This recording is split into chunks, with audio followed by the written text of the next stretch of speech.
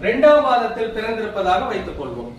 அவர் உத்திரட்டாதி நட்சத்திரம் இரண்டாம் பாதத்தில் இருக்கின்ற பொழுது இந்த செவ்வாய் திசையில் அவர் மிகப்பெரிய ராஜயோகத்தை அடைவார் என்று சொல்லிவிடுவோம். அதாவது பார்த்தீர்கள் என்றால் ஒவ்வொரு ராசிக்குள்ளும் 2 புஷ்கர நவாம்ச பாதங்கள் இருக்கும்.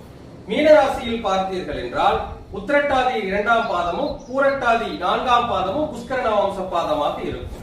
அப்பொழுது செவ்வாய் பகவான் உத்திரட்டாதி நட்சத்திரம் 2ஆம் பாதத்தில் இருக்கின்ற பொழுது அவருக்கு செவ்வாய் திசையில் மிகப்பெரிய ராஜயோக பலன்கள் நடக்கும், உறுதியாக நடக்கும் என்று நாம் சொல்லிவிடுவோம்.